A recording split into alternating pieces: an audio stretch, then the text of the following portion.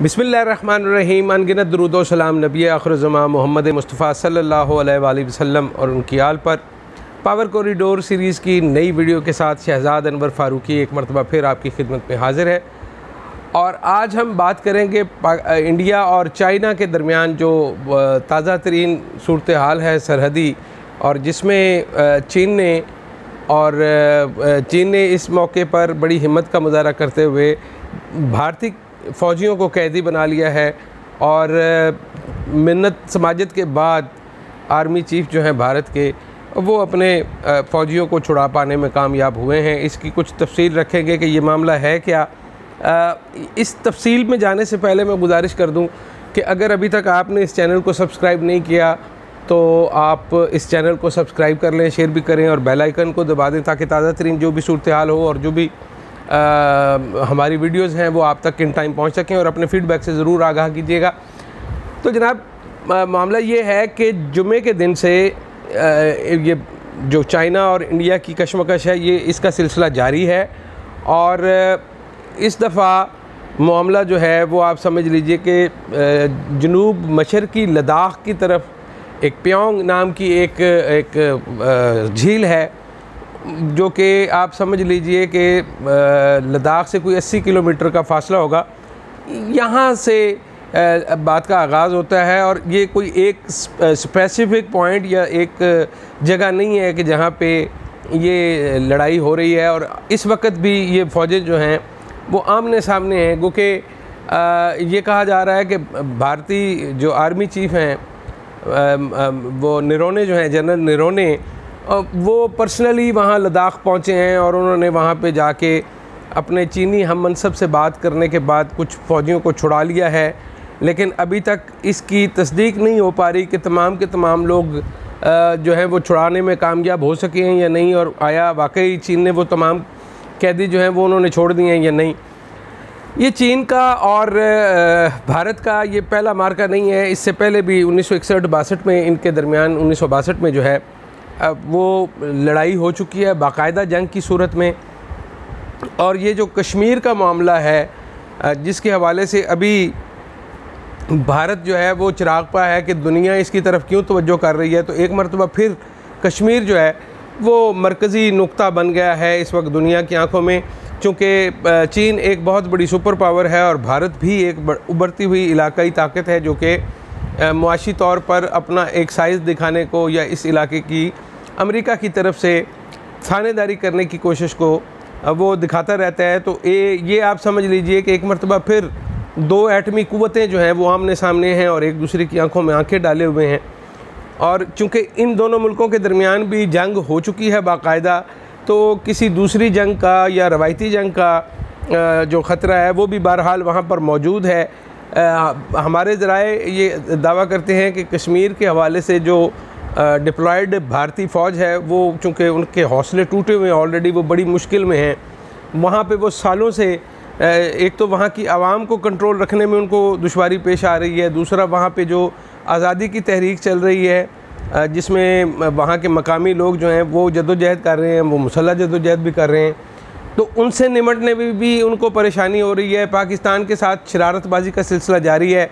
आपके इल्म में है कि पाकिस्तान के साथ जो मुल्का इनकी लाइन ऑफ कंट्रोल और जो इलाके हैं वहाँ पर अक्सर गोलाबारी का सिलसिला जारी रहता है और सिविलियन इलाकों पर इनकी गोलाबारी से हमारे लोग आए रोज़ शहीद होते हैं। इस हवाले से भारत किसी गलत फहमी का शिकार था और ये कहा जा रहा है कि भारत ने कुछ अपने मोर्चे कायम करने की कोशिश की, पक्के बंकर बनाने की कोशिश की जो लाइन ऑफ कंट्रोल है चाइना के साथ। और ये भारतीय मौक़िफ़ है। उनका ये कहना है कि चूँकि इस बॉर्डर एरिया में चाइना ने नई सड़कें तामीर करना शुरू की हैं और ये जो सड़कें हैं अब उनकी वजह से थोड़ा सा अदम तहफ़्फ़ुज़ का शिकार हो रही है। उनकी जो वहाँ पे जो दस्ते तैनात किए गए हैं उनको तहफ़्फ़ुज़ात हैं और वो ये समझते हैं कि ये जो सड़कें बन रही हैं इनसे चाइनीज़ रसद का सिलसिला तो 15 से 20 मिनट का रह जाएगा, लेकिन भारत को उन चेक पोस्टों पर बिलखसूस जहाँ से ये बात शुरू हुई है वहाँ पर अपनी रसद और कुमक पहुँचाने के लिए कम से कम 2.5 घंटे लग जाएंगे। तो ये इस बात को सामने रखे हुए हैं, लेकिन हमारे ज़राए का ये दावा है कि ये बुनियादी तौर पर शरारत जो है वो भारत ने इस तरह से की है कि ये चूँकि कोरोना के बाद हालात थोड़े से मुश्किल हैं दुनिया के लिए, और चाइना थोड़ी सी मुश्किल में है कोरोना की सूरत हाल के हवाले से। एक तो इंटरनल प्रॉब्लम है बीमारी की, दूसरा उसकी वजह से उसकी इकॉनमी हिट हुई है।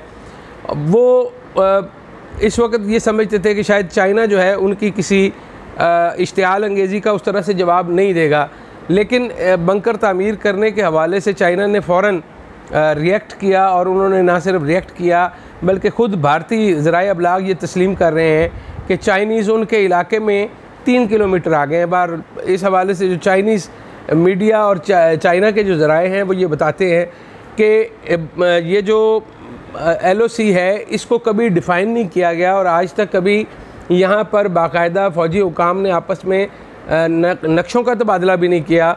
तो ये कैसे कह सकते हैं कि ये भारतीय टेरिटरी है, ये भारतीय ऑक्युपाइड टेरिटरी है उनकी तरफ से?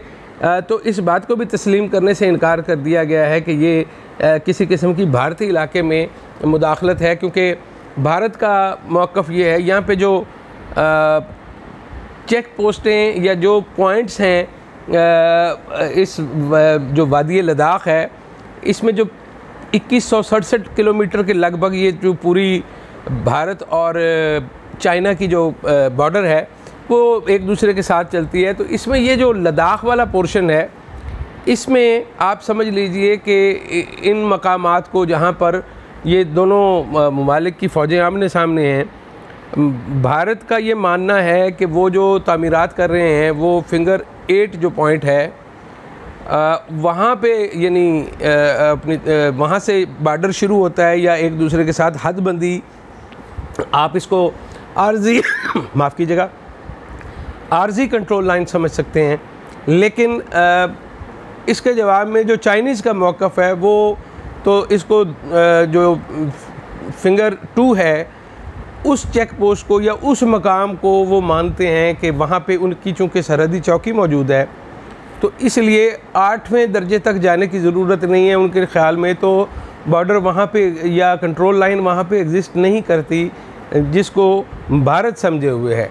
तो अब इस वक्त एक बड़ी आप समझिए कि संजीदा सूरत हाल है इस खित्ते में, और पाकिस्तान के हवाले से भी आपके इल्म में है कि भारत ने कुछ मज़मूम मकासद बना रखे हैं, कुछ नक्शे हैं, कुछ उनके जो फ़ाल्स फ्लैग ऑपरेशन के हवाले से तैयारी है, वो आपके सामने है। और पाकिस्तान को मुख्तलिफ़ अतराफ़ से न सिर्फ पाकिस्तान के अपने इंटेलिजेंस ज़राए जो हैं वो बता रहे हैं, बल्कि उनको दीगर दोस्त ममालिक से भी इस तरह की इतलात मिल रही हैं कि भारत जो है वो इस हालात में, चूँकि उसके अपने भी इंटरनल मामलात इतने ठीक नहीं हैं और चूँकि इंटरनल ऑडियंस उसकी खुश नहीं है, पूरी दुनिया की तवज्जो भी भारत के ऊपर है, तो इस सारी सूरत हाल से लोगों की तवज्जो हटाने के लिए वो कुछ इस तरह का प्लान कर रहे हैं कि जिसमें भारत की तरफ से तवज्जो हट जाए और पाकिस्तान या चाइना की तरफ ये तवज्जो चली जाए।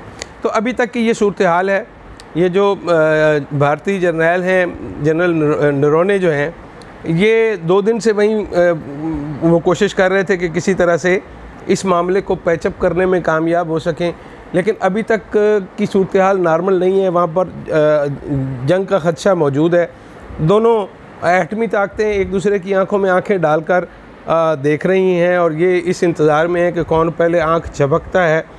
पाकिस्तान के हवाले से सूरत हाल चूँकि भारतीय तैयारी ऑलरेडी मौजूद है, हमें फ़ाल्स फ्लैग ऑपरेशन की तैयारी का भी पता है, और इंशाल्लाह इस हवाले से जो पाकिस्तान के दिफाई इदारे हैं और अफवाज पाकिस्तान हैं वो अपनी ज़मीन के चप्पे चप्पे के लिए की हिफाजत के लिए वो अपने आप को तैयार रखे हुए हैं। और जैसा आपके इल्म में है कि पाकिस्तान के जो आर्मी चीफ़ हैं जनरल कमर जावेद बाजवा, उन्होंने ईद का पूरा दिन जो है वो फारवर्ड फार्मेशंस पर गुजारा। जो अगले मोर्चे हैं हमारे, वहाँ पे जवानों के दरमियान उन्होंने ईद गुजारी, और ये पहली मरतबा नहीं है, ये एक रिवायत है अफवाज पाकिस्तान के सरबराहान की तरफ से जारी की गई कि वो अहम और ख़ास मौक़ों पर अपनी जवानों की खुशी और गमी में शामिल होते हैं।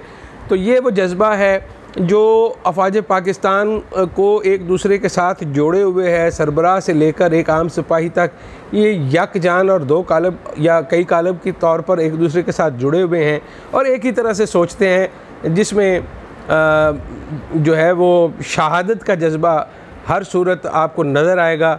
अल्लाह पाकिस्तान की हिफाजत करे।